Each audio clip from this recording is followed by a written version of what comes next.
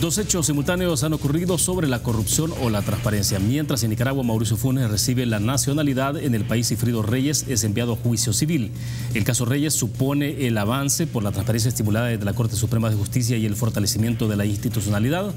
La respuesta a esa y otras preguntas aquí en 8 en punto.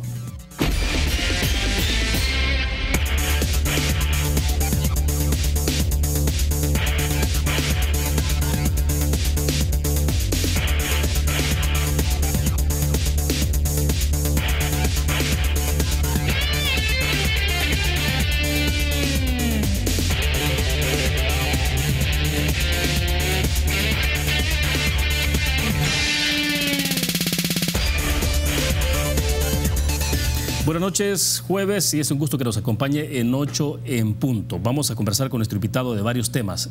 Tenemos ahí un repaso sobre los principales acontecimientos de la semana. Decíamos en la pregunta, incluso lo planteamos, el caso Sigfrido Reyes, que deberá responder civilmente por enriquecimiento ilícito. Mauricio Funes, que es nacionalizado nicaragüense. Y desde luego vamos a tratar de hablar un poco sobre la actividad económica que tiene vinculado sin duda alguna al tema de la seguridad en nuestro país. Pues bien, queremos agradecer esta noche que nos acompaña en nuestros estudios Roberto Rubio. Él es el director ejecutivo de la Fundación Nacional para el Desarrollo FUNDE. Roberto, bienvenido, buenas noches. Muchísimas gracias, Willy. Buenas noches. Bueno, excelente, Roberto. Tenemos muchos temas que conversar. Bueno, y me parece que podemos iniciar el orden de por dónde la querés agarrar. No significa de que hay prioridades, ¿no? Pero bueno, porque me parece que son muy relevantes todo lo que ha ocurrido durante la semana. Y el caso de Sigfrido Reyes, pues sin duda alguna también es relevante, no solo por el hecho en sí mismo, digamos, que hay ahí de que tendrá que responder por enriquecimiento ilícito, sino también porque hay una reacción política del FMLN sobre el caso. Hay un comunicado, ¿no?, que creo que lo tenemos por ahí, lo podemos ver más adelante, pero la respuesta que ha habido de parte del FMLN acompañándolo plenamente a Sigfrido Reyes en este caso, ¿no? Entonces, pero bueno, en concreto es este el tema, Roberto. O sea, Sigfrido Reyes ha pasado al tema de responder civilmente. El caso de Sigfrido Reyes ha tenido muchísima evidencia de enriquecimiento ilícito. Desde el tema de los viáticos, el tema del asesor que era su socio en una empresa, los terrenos del Instituto de Previsión de la Fuerza Armada. Creo que se convirtió especialmente durante su presidencia en la Asamblea en un ícono de una persona de un funcionario que cometía pues hechos de corrupción, y había bastante información como para que esto pues pasara indudablemente a la sección de probidad. Y que también debería pasar a la sección penal, porque la Fiscalía tiene esa potestad, no tiene por qué esperar a que pues venga, digamos, la Corte plena a decir, sino que la Fiscalía puede actuar de oficio ante una cantidad de evidencias como la que tenía el caso de Sigfrido Reyes. Esto creo que es un hecho positivo. Quizá el monto es poco, no desconozco qué fue lo que se logró despejar y qué no, pero bueno, quedaron 300 y pico mil dólares que no pudo demostrar, y eso pues irá a juicio civil. Es un proceso un poco pesado, tardado, para que devuelva esos 300 y pico mil, pero también le mando un mensaje a la Fiscalía de que este caso pues también debería de ser llevado penalmente. Eso es lo primero. Lo segundo es que es positivo, porque ya estábamos como acostumbrados a que, o temerosos más bien, de que tanto la sección de probidad y el pleno de la Corte pues no daban signos de reactivación, y aquella inercia positiva que tuvimos se había detenido. Al menos la Corte Plena, no sé si la sección de probidad, pero la Corte Plena que había temor de que los nuevos cambios produjeran, digamos, que muchos, digamos, no fueran ya procesados. Tienen fila casos importantes, emblemáticos. Bueno, salió uno. No hay duda de que porque la correlación... Ahora, hay otros casos pendientes, ¿no? Porque en el caso del FMLN, digo, porque está el caso de Óscar Ortiz todavía. Yo creo que está el caso de Óscar Ortiz. No sé si... Bueno, hay varios funcionarios. Recuerda que hubieron varias peticiones para que la sección de probidad los investigue, pero los emblemáticos de los conocidos, pues Óscar Ortiz, no sé si José Luis Merino también estaba en ese mismo estatus, y otros casos importantes que están en la sección de probidad. Ahora, pero le costó bastante a Corte Plena tomar una decisión, ¿no? Sí, es que por la nueva... en varias oportunidades. Mira, yo creo que si el frente... Y no sé, pero ocurrió un dato, perdón Roberto, que me pareció importante, porque también el presidente de la República, Nayib Bukele, también metió presión sobre esto. Es decir, no estoy diciendo de que los magistrados respondieron a eso, pero se pronunció el presidente de la República sobre el tema. Sí, es que es otro gobierno y otra correlación político-partidaria la que hay, que creo permitió que se diera esta votación. Si hubiera, ponte, ganado el FMLN y tuviera más diputados y fuera la primera fuerza, quizá otro gallo cantaría, como dice el dicho, pero creo que el frente está bastante debilitado y eso repercute también políticamente. No quiero decir que todos los magistrados respondan a criterios partidarios, pero sí hay muchos que sí responden a eso. O sea, que no, digo, es un poco hipotético, pero lo que ocurrió no necesariamente se hubiera expresado si, por ejemplo, el FMLN hubiera continuado en el Ejecutivo. Yo creo que sí, yo creo que ese tipo de, la repercusión... El debilitamiento del FMLN creo que lo expone más, ¿no?, a este tipo de situaciones. Y finalmente, creo que es lamentable que el frente y que la nueva dirección del frente, Óscar Ortiz, pues ya ha anunciado cambios, pero de posiciones que por cierto no hemos visto cuáles son esos cambios de posición en la parte más ideológica. Hemos visto, sí, cambios como para que entren más al padrón, que se abra a los veteranos, un FMLN más abierto, etcétera, pero todavía no hemos visto qué cambio de pensamiento se está sugiriendo. Ahora, pero porque se ha visto en el FMLN es la continuidad en el planteamiento sobre Venezuela, sobre Nicaragua. Por ejemplo, incluso sobre Funes. Exactamente. Pero con el caso de Sigfrido no, el caso de Sigfrido vuelven a defenderlo como gato panza arriba, y creo que es lamentable porque si hay un caso bastante emblemático, ¿no?, con tanta evidencia sobre corrupción, pues hayan, digamos, tomado esa postura de esa defensa, ¿no?, y diciendo pues que de que ahí las presiones, etcétera. Sí, puede haber habido presiones, pero otra cosa es que no creo que ese ha sido el tema, sino la cantidad de información que se ha generado sobre el caso, ¿no? Sí, de hecho tenemos el comunicado ahí, ayer también lo mirábamos y lo analizábamos, pero lo tenemos ahí en el full pantalla. Por ejemplo, son 4 puntos, ¿no? No sé si lo leo completo, Roberto, pero por ejemplo el 4 es el punto, digamos, el medular. Dice que la parte que han expresado la condena a la manipulación de los hechos y de la justicia manifiestan el respaldo a Sigfrido Reyes y confían que a pesar de este aparato judicial débil y vulnerable a las presiones de los poderosos, la justicia prevalecerá y el compañero, dice, logrará superar esa grave violación a los derechos y demostrar la infamia de acusaciones de las cuales es víctima. Bueno, cuando me toca a mí es malo, pero cuando le toca a los otros es bueno.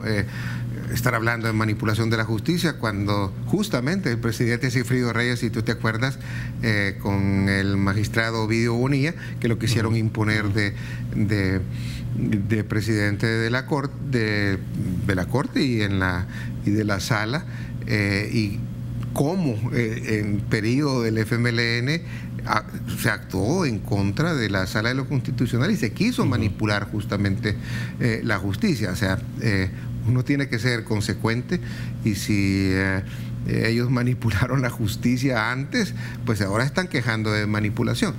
Yo no puedo juzgar que haya habido manipulación, desconozco los entresijos que se dieron, por qué determinados magistrados se decía que había una posición de 8 a 7 y que por eso no salía el caso, porque todavía la correlación no daba, no se ponían de acuerdo, y que de repente pues ya terminó de 10 a 5. ¿Qué pasó ahí? ¿Con qué criterios estas personas pudieron haber cambiado de posición? Lo desconozco. Lo único que te reafirmo, William, es que sí es un caso que a los ojos de muchos salvadoreños pues había bastante evidencia de que ha existido enriquecimiento ilícito. Sí, y ahora se prueba con poca cantidad, pero está probado por la sección de probidad, y los datos son tan contundentes que una corte plena pues se ve de alguna manera pues obligada a digamos a mandar este caso a juicio civil. Sí, Roberto, ¿se hubiese esperado una posición diferente, por ejemplo, del caso, o que se mostrara más incidencia, por ejemplo, en el nuevo planteamiento que se supone tiene Óscar Ortiz sobre la conducción del FMLN, sobre este caso en particular, digo, en términos de que hubiera sido distinta una posición si Óscar Ortiz tuviera más incidencia al interior del FMLN? ¿O lo que está demostrando justamente es eso, de que Óscar Ortiz no tiene la suficiente incidencia, o el otro escenario que pudiera estar acompañando desde luego esto, ¿no? Sí, no lo sé. Lo que sí sé es que es un error que no va en línea con el discurso que ha venido manteniendo. Es no entender que una de las causas del declive tan fuerte que tuvo el FMLN fue justamente por haber defendido casos de corrupción. En cuenta el de Mauricio Funes, en cuenta el de José Luis Merino, en cuenta el de Sigfrido Reyes. Si no perciben esto, y que buena parte, no solo por eso, ¿no?, también la mala gestión en general, pero el haber defendido estos casos, el haber tenido una Secretaría Anticorrupción que nunca jugó su rol, más bien lo que hacía era atacar a los otros, y estamos viendo señales de evidencia que están apareciendo, algunos falsos, otros verdaderos, del mal manejo que se hizo, y eso fue una de las cosas que motivó el declive del frente. No entender eso y seguir insistiendo en defender, ¿no? Así como otro sector del frente sigue insistiendo en defender a Venezuela y a Nicaragua, me parece que no acaban de quitarse esas anclas, digamos que, o esas taras que tienen ahí. Bueno, excelente. Vamos a la primera pausa comercial. Cuando regresemos hablemos también del caso de Mauricio Funes, que recibió la nacionalización allá en Nicaragua, ¿no? Y obviamente por eso hacíamos el ingreso también del programa sobre esos dos hechos que han ocurrido casi en simultáneo, ¿no? Mientras en el país entonces Sigfrido Reyes pasa a juicio civil, allá en Nicaragua Mauricio Funes recibe la nacionalidad, y por lo tanto eso implicaría, algunos dicen, un doble blindaje ante la posibilidad de que pueda ser extraditado. Vamos a la pausa, volvemos.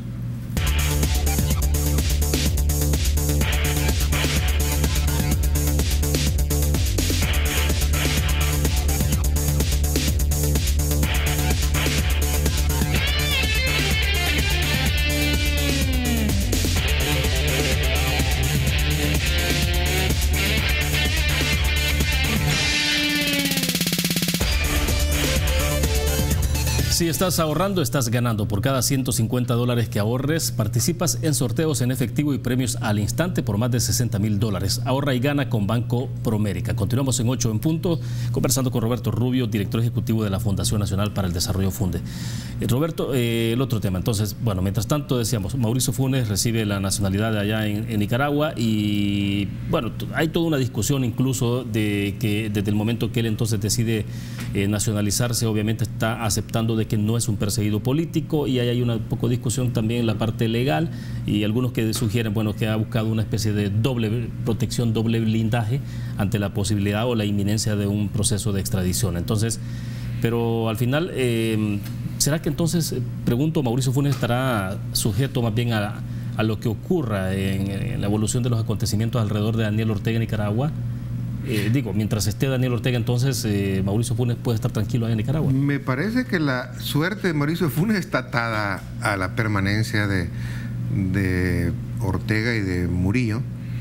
Que siempre lo estuvo desde el momento que le dieron asilo. Sí, pero el punto es que yo desconozco si, ponte, si hay un vacío legal o un problema de interpretación, si llega un gobierno, digamos, que o es más amigo del gobierno salvadoreño, o es un gobierno de otro tipo que respeta más las leyes, y desconozco la ley de Nicaragua, pero puede decir, mire, esto fue mal hecho. Sí. O esto no quita, o le quitamos la nacionalidad. No sé si legalmente lo van a poder hacer. De eso desconozco. ¿Cómo te pueden quitar? Se supone que algunos abogados nicaragüenses dicen que hay causales. Sí, que puede haber alguna causal que le quite que no, la nacionalidad. Por ejemplo, no presentó la solvencia de la situación de cómo estaba localmente, ¿no? Obviamente no la iba a presentar porque aquí está. Puede que le ayude definitivamente ahora, puede que haga, si hay un cambio, retrase, pero es bien difícil que tarde o temprano no le llegue ahí la justicia, pero está su suerte atada a la permanencia de Ortega y Murillo.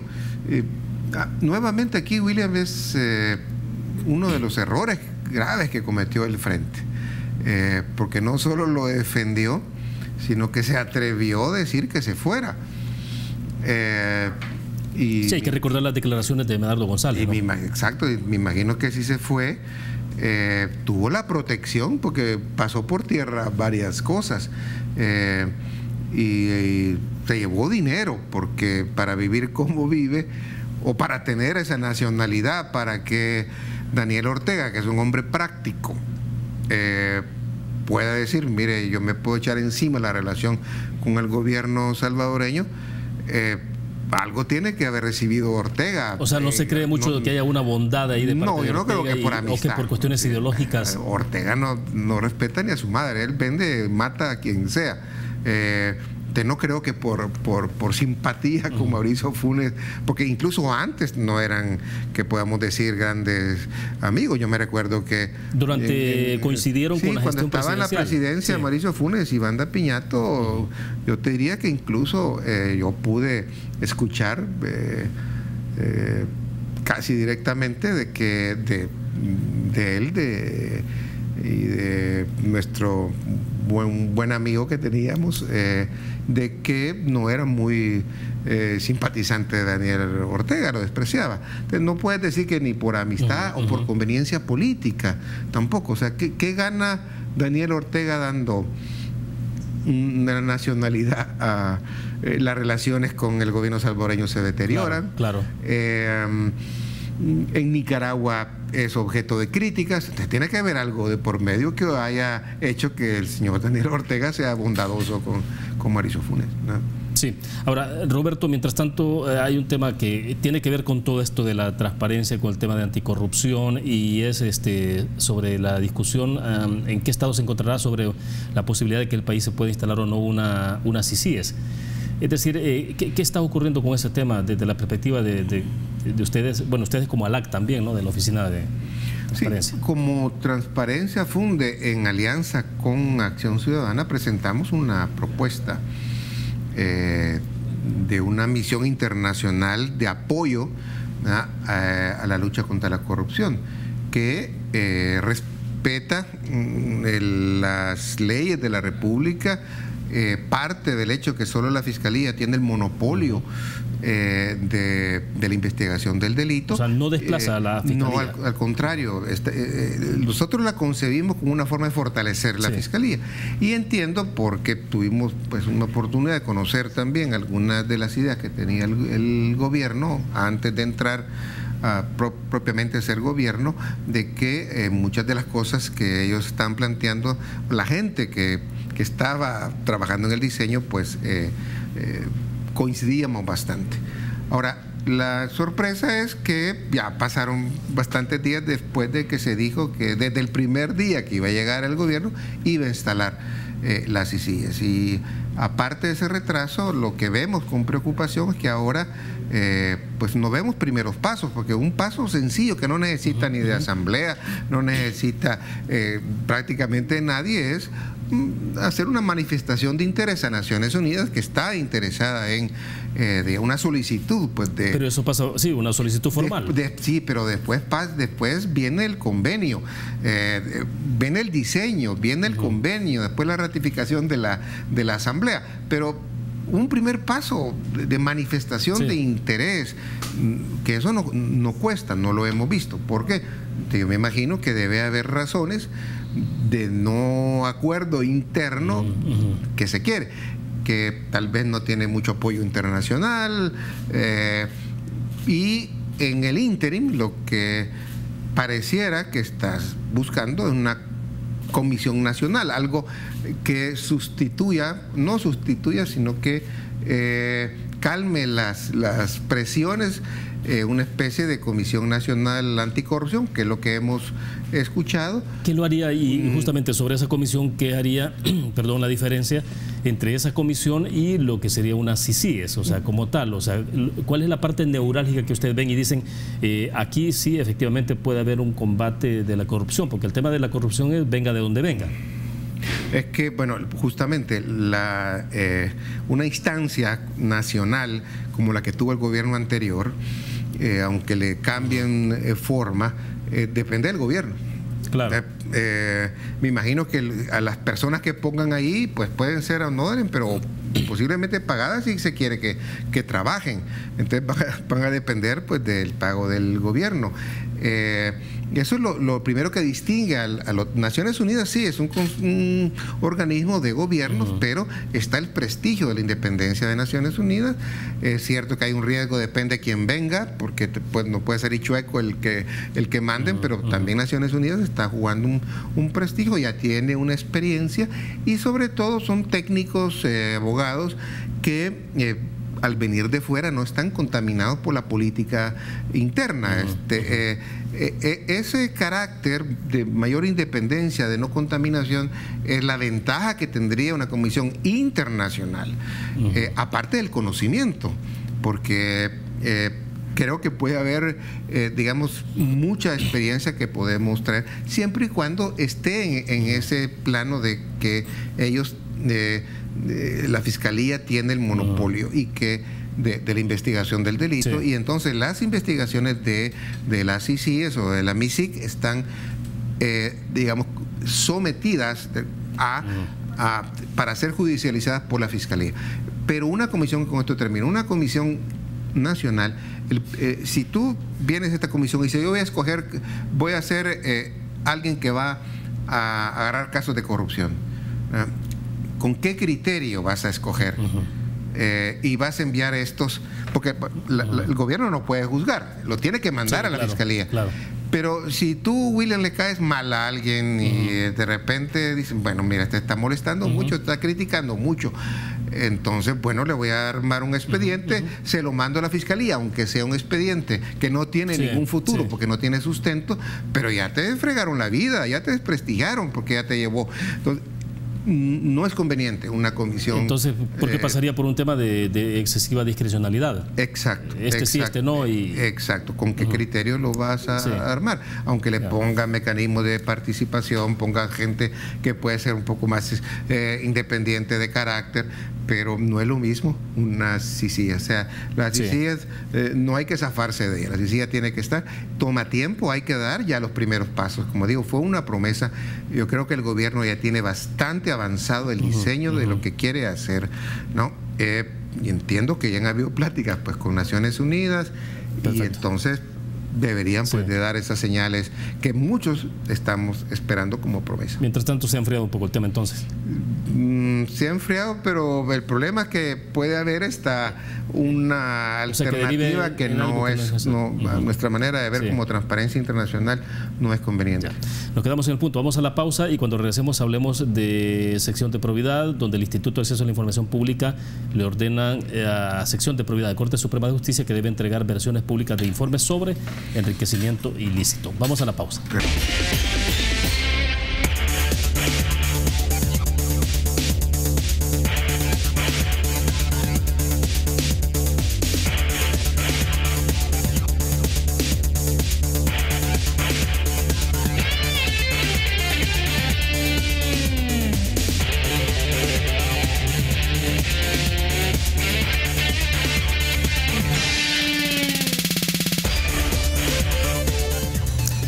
Roberto, el martes pasado, de esta semana desde luego, conocimos un comunicado, ¿no?, del Instituto de Acceso a la Información Pública donde estaban estableciendo, ¿no?, que la sección de probidad pues debía entregar las versiones públicas de los informes sobre supuesto enriquecimiento ilícito. Entonces ahí hay el comunicado de la descripción del caso de quienes son los peticionarios. Obviamente sobre este caso es Jaime López, que trabaja obviamente con ustedes, y Sonia Beatriz Hernández, ¿no? Y entonces de los requerimientos los ciudadanos se le habían solicitado, ¿qué era? Por ejemplo, el número 1, la copia de minutas o memorias de forma texto o audio en sesiones de corte plena realizadas en 2018. Y ahí, pues, después de eso se derivaba entonces la acción del Instituto de Acceso a la Información Pública. ¿Qué significa esto y qué es lo que esperan entonces que ocurra?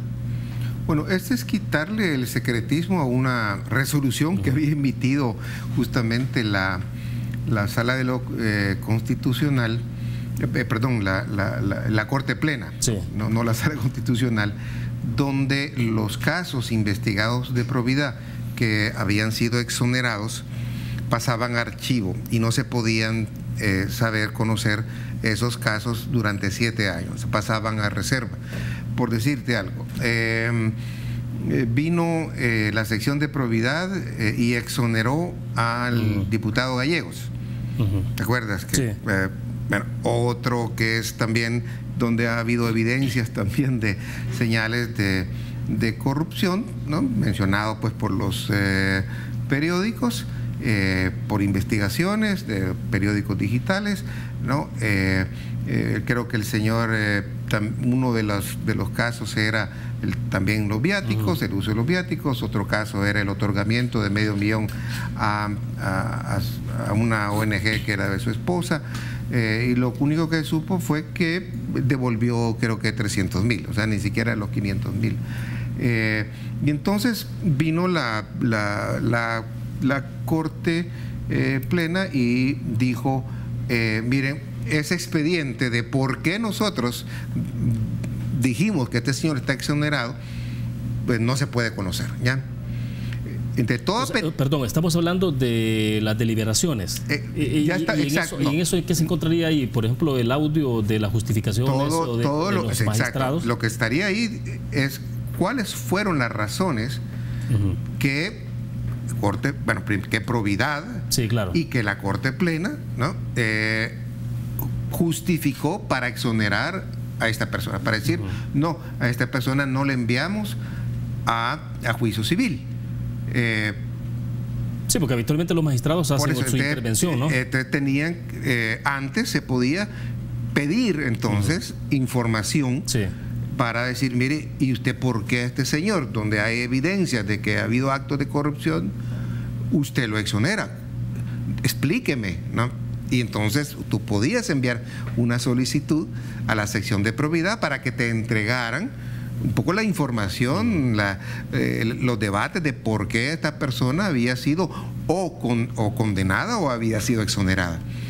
Pero vino la Corte Plena y se alcanzó mayoría para decir, no, estos casos los vamos a archivar, va a pasar a archivo. Entonces nosotros, como oficina que tenemos en FUNDE, como Transparencia Internacional, que es nuestra oficina de asesoría legal anticorrupción, presentamos un recurso ante el Instituto de Acceso a Información diciendo, miren, esta es la información que hemos pedido y se nos está negando.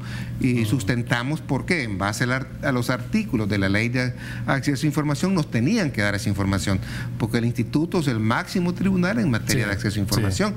Entonces la Corte Plena no podía pasar encima de esta resolución y las mismas leyes del Instituto. Entonces el Instituto nos da la razón y ahora lo que estamos pidiendo, se le da un plazo justamente a la sección de probidad que nos entrega a nosotros la información que solicitamos de determinados casos que la Corte Plena ha exonerado, ¿no? O sea que en términos de días hábiles esto estaría ocurriendo en la semana del 12, ¿no? Sí, y algo parecido ocurrió cuando nosotros pedimos, que fue en gran parte que se abrieron los casos de los expresidentes, porque le pedimos a la sección de probidad que nos entregara las auditorías de la declaración de patrimonio de los expresidentes. Y al principio se negaron. después hubo ahí un zipizape y logramos que finalmente entregaran las auditorías, que eso los tenemos, la auditoría que hizo la sección de probidad. Eso fueron justamente casos que pasaron dos, al menos, que pasaron a juicio civil y nos lo entregaron, pero los casos exonerados, los que se han perdonado, por decir así, si Sigfrido Reyes hubiera sido exonerado, no hubiéramos conocido, si no es gracias a esta resolución nueva que ha sacado el instituto, durante 7 años no hubiéramos podido saber por qué lo libraron, digamos, habiendo determinadas informaciones. Roberto, pero entonces evidentemente lo que habría aquí es un poco de temor de algunos magistrados de que se conozca su argumentación, y en este caso la justificación de por qué decir, mire, no procede. Sí, porque ahí vas a ver si realmente hay sustento técnico, si hay pruebas documentales de que justifican incluso el monto. Porque te pueden decir la sección de probidad, mire, sí, este señor, como es juicio civil, pues solo fueron 20 pesos, ¿no? Entonces podemos saber si realmente entre lo que tú tienes como declaración de patrimonio de la persona, entre los dineros que él ha reportado y las cosas que ha comprado, toda esa información tiene que ser de vista pública, tiene que ser de conocimiento de la ciudadanía, porque la ley de acceso a información justamente le da ese derecho al ciudadano de conocer lo que pasa en los asuntos públicos, exceptuando hay unas excepciones muy específicas que establece la ley, que son los gastos confidenciales, perdón, los datos confidenciales, cierta información que se considera riesgo para la seguridad, etcétera, ¿no? Entonces, ahora lo que queda solo es que ustedes esperarán el plazo de los 10 días para que entonces para que la sección de probidad la Corte Suprema de Justicia nos entregue lo que le hemos pedido. Y que entonces obviamente ya será información pública. O sea, sí, exacto. Y eso pues ya. ¿Qué harán ustedes con la información entonces? ¿La divulgarán? O sea, analizarla y divulgarla, por supuesto, ¿no? Porque ya es de dominio público, no es nuestra, eso tiene que ser de dominio público. Bueno, excelente, nos quedamos en ese punto, hacemos la última pausa comercial. Cuando regresemos, bueno, hubo elección de magistrados del Tribunal Supremo Electoral. De hecho, este mismo día, 1 de agosto, hubo la primera reunión, ¿no?, donde tomaron posesión los nuevos magistrados, y hay alrededor de todo esto pues toda una discusión abierta también sobre cómo fue el procedimiento de elección, las condiciones y demás. Hacemos una pausa, volvemos.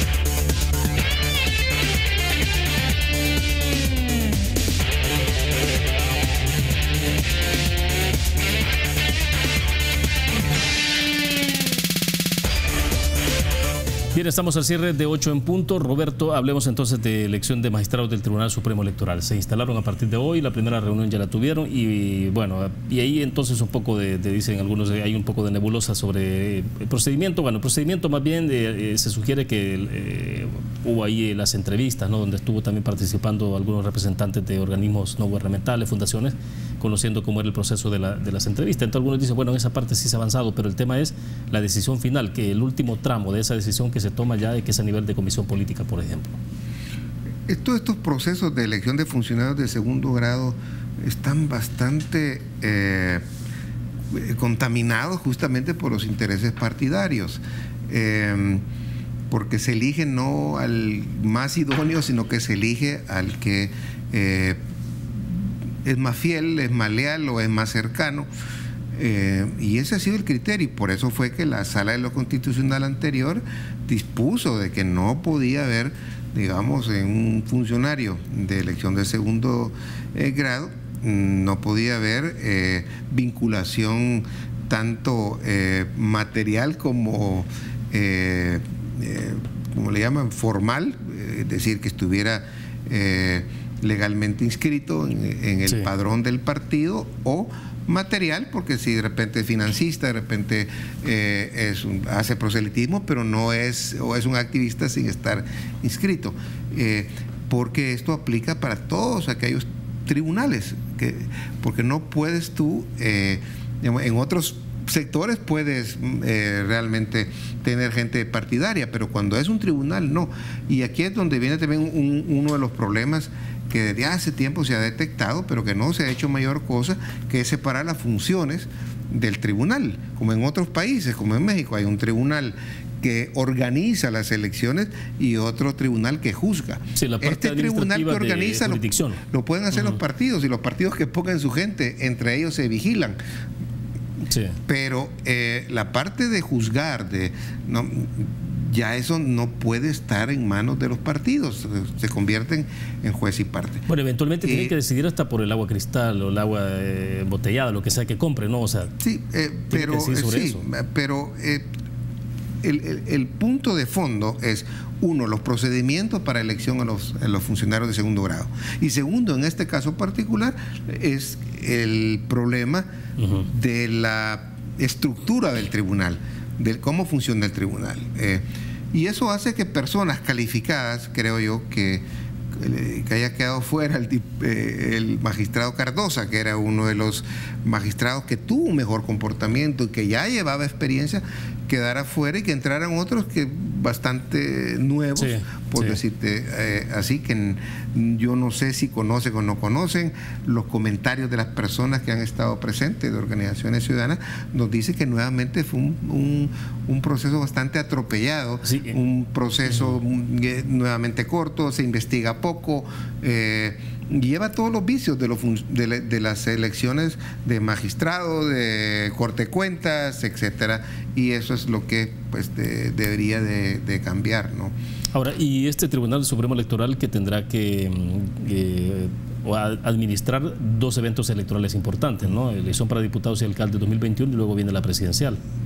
Correcto, y si este tribunal, desconozco porque no he estado metido en el proceso, yo sé que Julio Olivo pues sí responde al frente, los otros posiblemente este señor Weilman se dice que responde pues a Arena, fue puesto por Arena.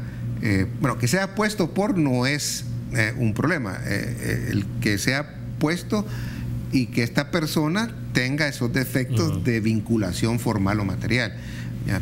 Porque yo puedo proponer no frente a alguien y propongo al señor Cardosa, eso no hubiera sido ningún problema.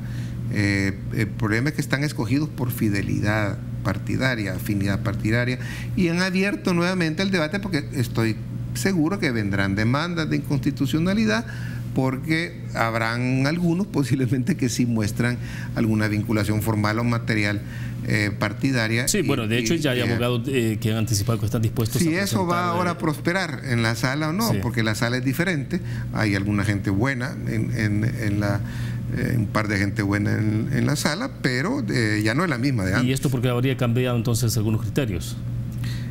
No se han cambiado. Es que si la sala se ajusta a la jurisprudencia, como dicen los abogados, a los antecedentes que ha generado, pues deberían de, si se muestra que estos nuevos están vinculados formalmente o materialmente a un partido político, pues deberían de anular esa elección. Ahora, ¿este hecho podría debilitar de alguna forma la legitimidad de las decisiones del Tribunal Supremo Electoral a futuro entonces? ¿Podría tener una implicación? Que lo ha venido, el caso del tribunal, acuérdate que empezó a adquirir cierta credibilidad, ¿no? A tal grado incluso que hubieron elecciones complicadas y que la resolvió, como aquella cuando se tuvieron que abrir las urnas. El caso de San Francisco Gotera, por ejemplo.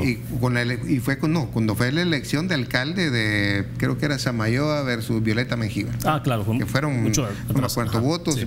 A pesar de eso, que Arena estaba manejando y tenía la influencia en el tribunal, aceptó, digamos, abrir las urnas y salió Violeta Mengíbar al frente ganador. Pero luego de la elección de presidente, cuando fallaron los equipos, que sí se iba la luz, y la organización fue bastante mala, perdió mucha credibilidad, y que algo recuperaron en esta última elección. Vamos a ver qué le pasa a este nuevo tribunal, ¿no? Ahora, pero lo que sí está claro es que obviamente este tribunal irá tal cual ha estado operando en el pasado, es decir, toda esta parte de la reforma de separación de funciones no se ve que vaya a ocurrir. O sea, es decir, nuevamente la reforma queda ahí congelada, que no les interesa a los que tienen mayor control. Tal vez ahora sí les puede interesar. Tal vez ahora, con el cambio de gobierno, que ya no está o Frente y Arena, que es la disputa, sino que es una cosa más compleja, tal vez les puede interesar ahora hacer esto, pero eso va a requerir reformas constitucionales y toma tiempo, pero deberíamos de empezar ya, ¿no? Mientras tanto, ¿cómo se ve todo esto en términos de cómo estaría operando el Tribunal Supremo Electoral, que tiene que ver con un tema de institucionalidad? ¿Cómo está la oposición política en Asamblea Legislativa y lo demás, Roberto? Bueno, es que ahí nos puede venir nuevamente el problema, porque el que legitima una elección es el perdedor.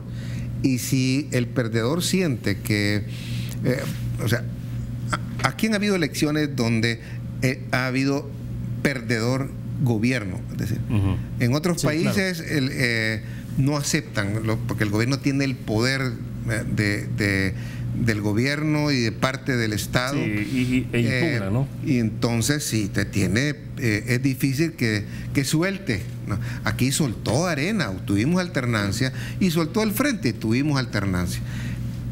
¿Y por qué? Porque el perdedor en aquella elección del Frente con Arena aceptó que perdió, y porque también el FMLN ahora en esta elección aceptó.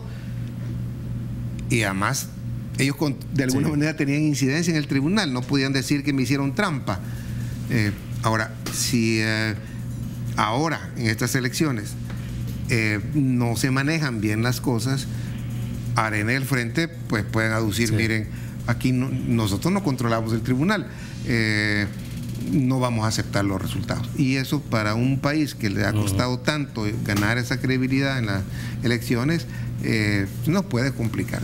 Los patrones de funcionamiento del tribunal tienen que cambiar, y las maneras como se eligen, la estructura del tribunal tiene que cambiar, ¿no? Bueno, perfecto, se nos agotó el tiempo. Gracias, Roberto, por compartir con nosotros la audiencia. A ti, William. Muchas gracias. Bueno, perfecto, gracias a ustedes que nos acompañaron. Nos vemos mañana, siempre en 8 en punto. Estará con nosotros dos personajes vinculados al tema de turismo rural, y justamente por el periodo que tenemos de un par de días de vacación de agosto, y para que ustedes conozcan las opciones. Gracias por su fiel sintonía. Buenas noches.